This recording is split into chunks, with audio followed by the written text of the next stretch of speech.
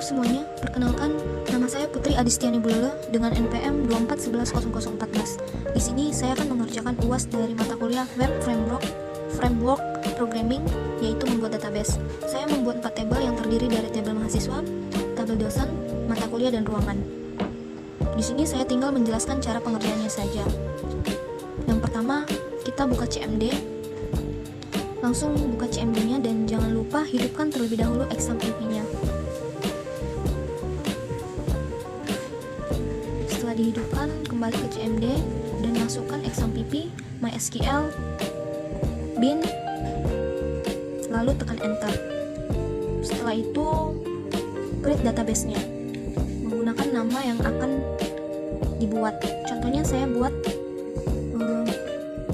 dengan nama DB Siakat 2026 TI02, dan seharusnya itu membuat tabelnya terlebih dahulu dan mengisi datanya. Karena sebelumnya saya sudah buat, saya langsung show tabelnya saja. Seperti yang saya bilang tadi, di sini saya sudah membuat tabelnya dan ada tabel dosen, mata kuliah, mahasiswa, ruangan. Dan ini adalah tampilan dari tabel mahasiswa, tabel dosen, tabel mata kuliah, dan terakhir ada tabel ruangan. Setelah semua tabel telah dibuat, kita kembali membuat CMD baru dengan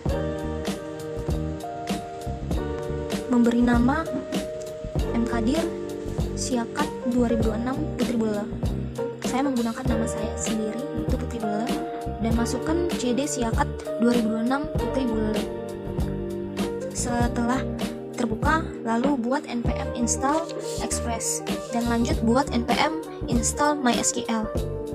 Setelah berhasil, kita langsung masuk ke codingannya dengan ketik kode spasi dot, maka akan otomatis masuk ke Visual Studio-nya.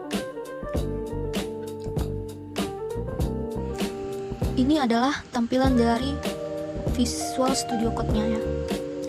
Kita akan membuat folder config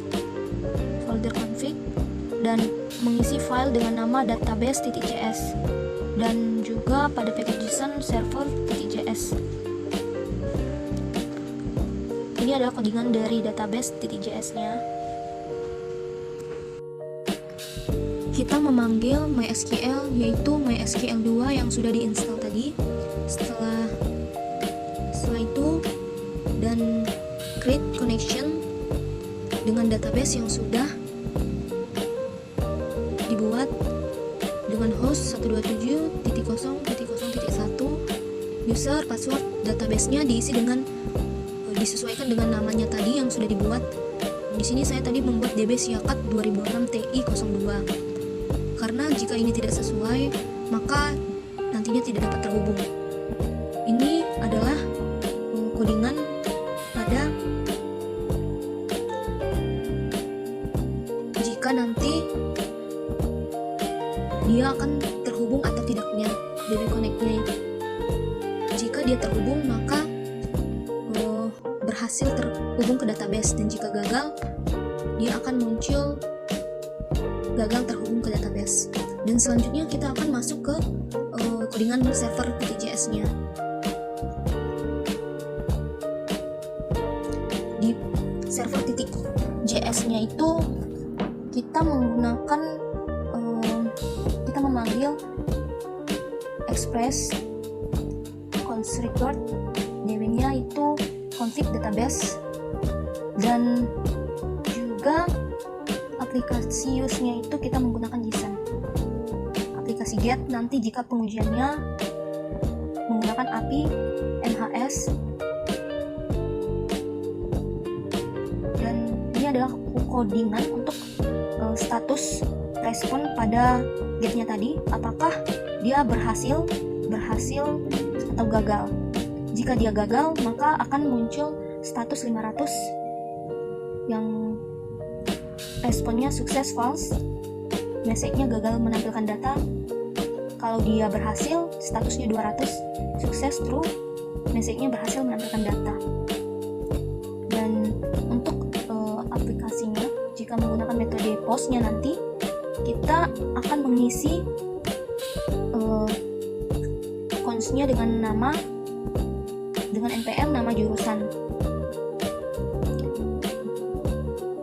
Dan juga jika statusnya 401 berarti dia gagal terhubung atau gagal menambahkan data. Jika statusnya 201 maka berhasil menambahkan data. Dan kemudian ini adalah codingan untuk bodinya ya, nama npm jurusan, update mahasiswa set npm. Kita memanggil db-nya dari bodinya tadi ada npm dan jurusan id. Jika dia gagal diupdate maka false dan statusnya 401, dan jika dia sukses true, data berhasil diupdate dengan status 201 ya. Jadi setelah itu kita masuk ke dosen. Jika pengujiannya nanti kita menggunakan dosen, aplikasi getnya api dosen. Dan jika dia gagal menampilkan data, statusnya 500 dan dia false, status 200, dia berhasil. Aplikasi post sama ya tadi, dan kita tinggal menambahkan variabel-variabelnya ini tadi di body-nya, dan ada juga statusnya biar kita mudah memahami, kita mudah melihat kesalahan atau keberhasilan nantinya. Ini adalah aplikasi putnya, aplikasi API delete data, semuanya dimasukkan ya. Ini matkul juga sama menggunakan aplikasi get nanti untuk pengujiannya dan post. Dan jika statusnya 500 gagal menampilkan data, jika statusnya 200 berhasil menampilkan data. Ini adalah codingannya semuanya. Kita memanggil semua codingan ini. Dan ini adalah codingan untuk tabel ruangan, di mana kita menggunakan get API ruangan, memanggil const query, db query-nya jika status 500 berarti sukses, false dengan message gagal menampilkan data. Jika statusnya 200 sukses, true, berhasil menampilkan data untuk message-nya. Dan untuk postnya API ruangan, kita memanggil const dengan nama, kegunaan, luas pada rek bodinya, db query jika status 401 maka message-nya tidak berhasil menambahkan data, jika 201 berhasil menambahkan data. Ini adalah codingan yang sudah ditentukan ya. Dan untuk selanjutnya itu kita lihat untuk aplikasi code-nya. Kita memanggil const id rek parents, const-nya dengan variabel nama, kegunaan, luas pada rek bodinya, const query update ruangan set, nama ruangan, kegunaan, luas, id. Kita memanggil juga untuk pesan atau respon pada nya. Jika statusnya 401 maka data gagal diupdate, jika statusnya 201 decent maka data berhasil diupdate, data result. Ini adalah API delete data. Ini jika kita ingin mendelete data yang ada, kita memanggil const nama ruangan rek parents, memanggil const hapus data dengan delete from ruangan, dan db query hapus data nama ruangan yang akan dihapus, maka akan muncul status 400.json ini jika dia gagal menghapus data. Dan trace titik status 200, pesannya berhasil menghapus data dari nama ruangan. Ini untuk API POS-nya. Aplikasi Houston port console log server running di HTTP localhost. Ini jika dia berhasil dijalankan. Dan kita langsung masuk ke pengujian Postman-nya. Di sini saya akan menguji dulu untuk mahasiswa. Dengan pertama saya menggunakan get dulu, yaitu HTTP localhost 4000 API mahasiswa body raw JSON. Dan ini adalah datanya yang mau di input dan langsung send saja. Di sini suksesnya true, message-nya berhasil menambahkan data, berarti data sudah muncul di sini ya. Dan langsung kita lihat, ini dia, ini datanya. Dan kita uji pada postnya. Jika dia post, ini adalah responnya sukses true, message-nya berhasil menambahkan data ke 13. Dan kita lanjut pada HTTP localhost API dosen dengan metode get. Ini adalah datanya yang mau ditambahkan. Kita send saja. Message-nya berhasil menambahkan data. Kita lihat apakah datanya muncul. Ini dia. Dan coba kita uji pakai POS.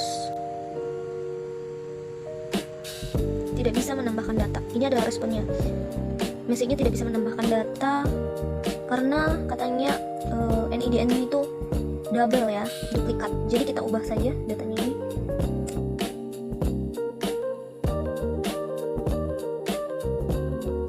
Jadi 7.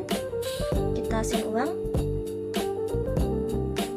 Dan di sini sudah berhasil menambahkan data ke-12. Kita lanjut ke mata kuliah.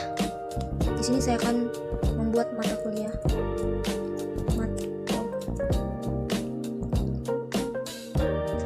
Dan langsung saja kita uji pada get-nya dengan HTTP localhost 4000 API matkul. Kita isi pada body-nya ini. Langsung kita send.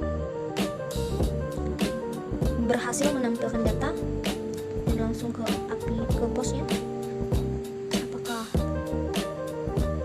berhasil menambahkan datanya ke 10. Dan kita langsung lanjut ke ruangan.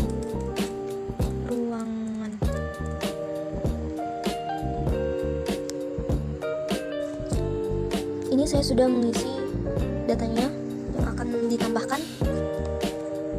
Kita langsung send saja. Bentar, kita ini ubah dulu ke get.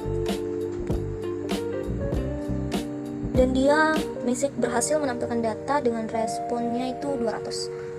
Kita coba pada postnya,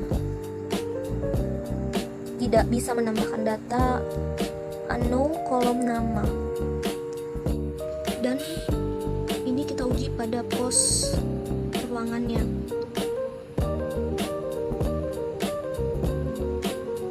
Berhasil data ke-21 dan kita coba pada getnya. Message-nya berhasil menambahkan. Dan mari kita lihat datanya. Benar, ini ID-nya 21. Karena untuk pengujian ini sudah selesai, maka berakhirlah tugas UAS dari mata kuliah framework.